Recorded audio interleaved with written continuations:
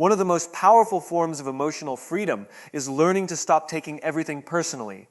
This does not mean becoming cold, distant, or careless. It means developing enough inner stability that other people's moods, opinions, silence, criticism, rejection, and behavior no longer have the power to control your peace.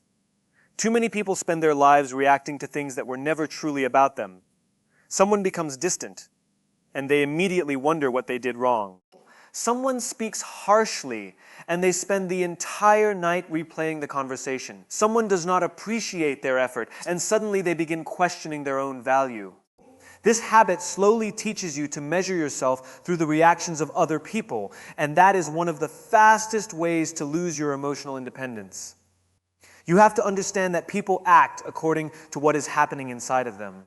Their attitude can be influenced by their stress, insecurity, fear, jealousy, exhaustion, past experiences, expectations, or personal problems. Sometimes you can walk into a room with nothing but good intentions, and someone will still treat you badly.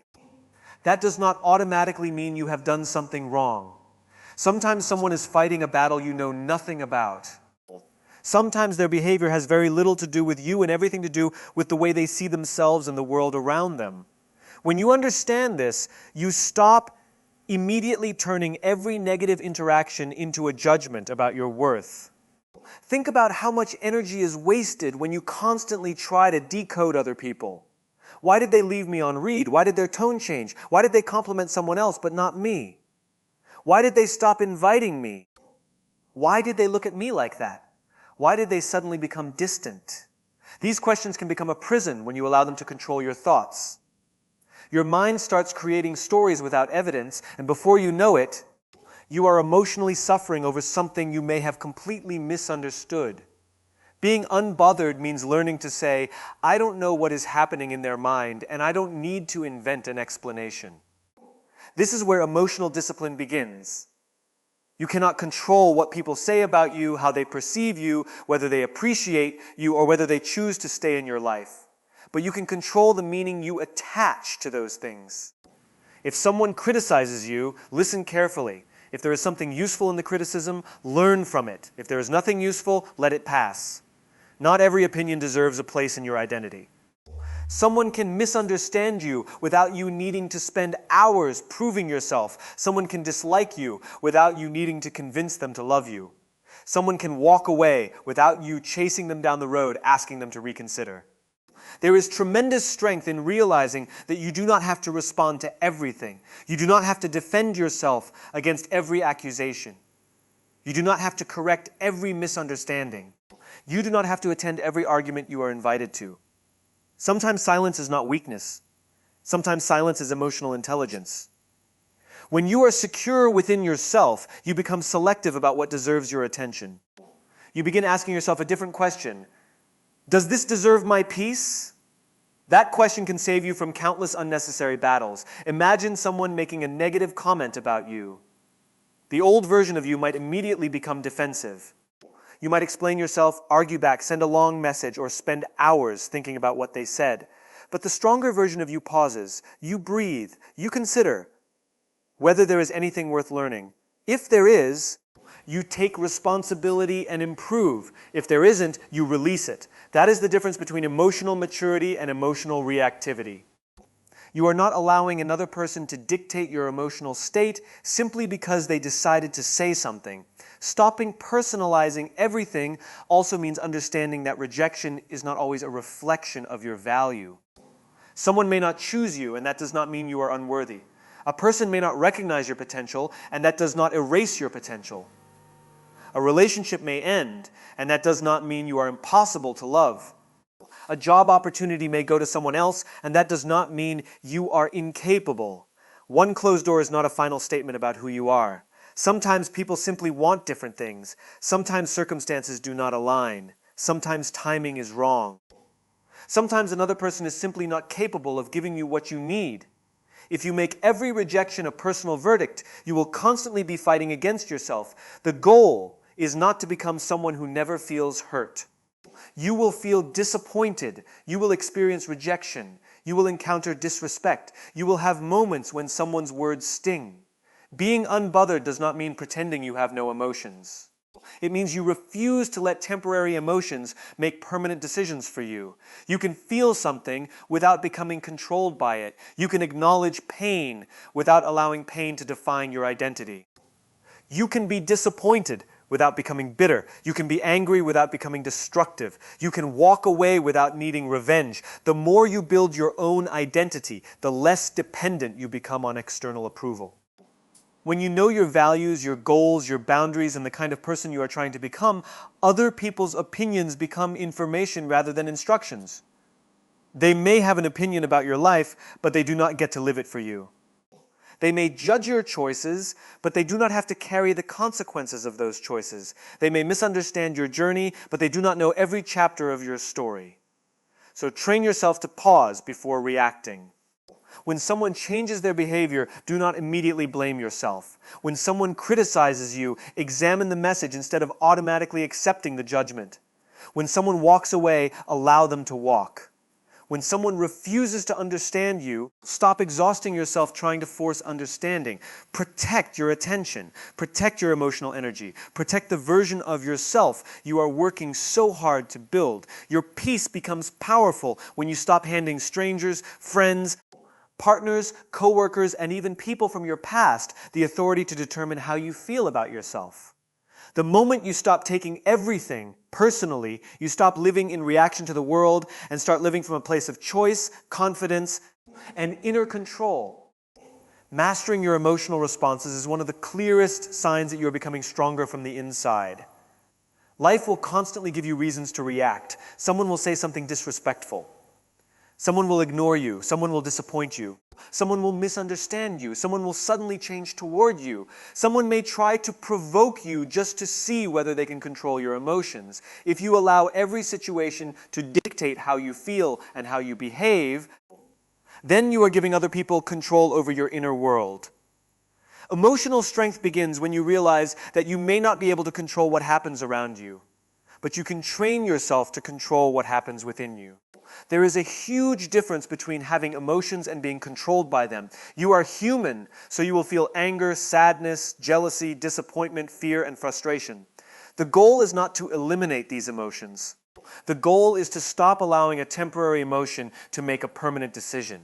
When anger appears, you do not have to immediately send the message. When disappointment appears, you do not have to immediately walk away from everything. When someone hurts your feelings, you do not have to hurt them back. You can feel the emotion, acknowledge it, and still choose a response that protects your dignity. This is where the pause becomes powerful. Before reacting, give yourself a moment. Take a breath. Step away if necessary. Ask yourself what is actually happening instead of immediately reacting to the story your mind is creating. Sometimes the first emotional reaction is based on assumptions rather than facts. You may think someone intentionally disrespected you when they were simply distracted.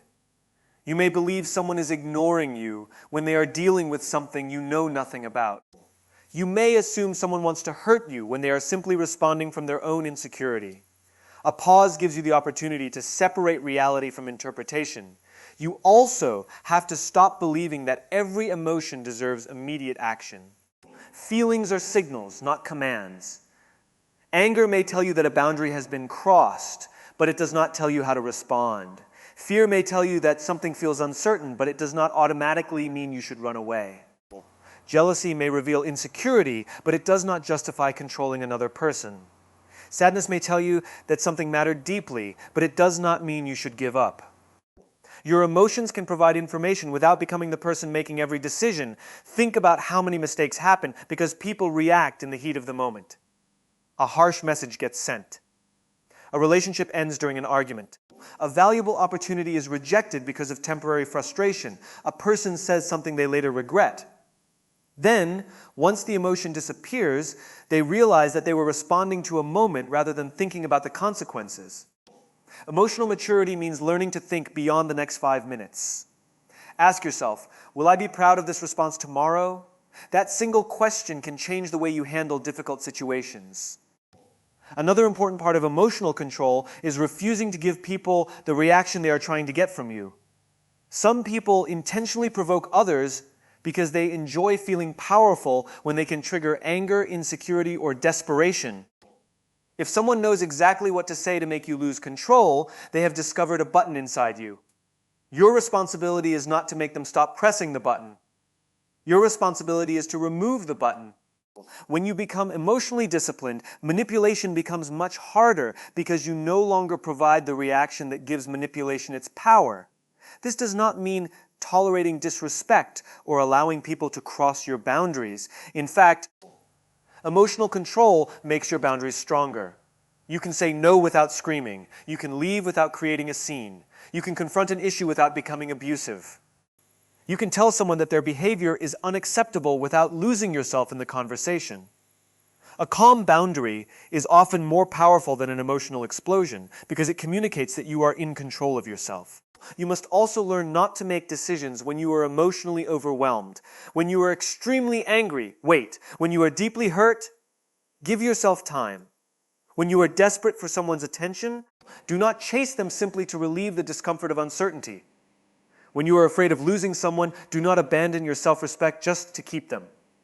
Strong decisions usually come from a calm mind. If you make choices only to escape an uncomfortable emotion, you may create a bigger problem later. Your environment matters too. If you constantly surround yourself with people who create drama, manipulate emotions, criticize everything, or encourage impulsive reactions, emotional stability becomes harder. You cannot always choose who you encounter, but you can choose how much access people have to you. Sometimes becoming unbothered requires reducing your exposure to unnecessary chaos. You do not need to attend every argument. You do not need to respond to every message immediately. You do not need to explain every decision. You are allowed to create distance from situations that repeatedly disturb your peace. The strongest person in the room is not always the loudest person. Sometimes strength looks like remaining calm when everyone else is losing control. Sometimes strength means listening without immediately defending yourself. Sometimes it means walking away from an argument because winning the argument is less important than protecting your peace. Sometimes it means admitting I was wrong without feeling that your entire identity has been attacked. Real confidence allows you to correct yourself without collapsing emotionally. You can train this ability every day. Start by noticing your triggers. Pay attention to the situations that cause you to become defensive, anxious, angry, or desperate for approval. Then begin practicing the pause. Instead of reacting immediately, give yourself time. Write your thoughts down. Take a walk. Breathe deeply. Talk to someone you trust. Return to the situation only when your mind is clear enough to choose your response intentionally. With repetition, the pause becomes natural. Eventually, you begin to notice something changing inside you. Things that once destroyed your entire day no longer have the same power. Someone can misunderstand you and you remain calm. Someone can criticize you and you can evaluate it without feeling destroyed. Someone can walk away and you can grieve without begging. Someone can provoke you and you can refuse to participate. That is emotional freedom. You are no longer trying to control everyone around you. You are mastering the one thing you truly can control, your response. And when you master your response, you become much harder to manipulate, much harder to disturb, and far more capable of protecting the peace you worked so hard to build.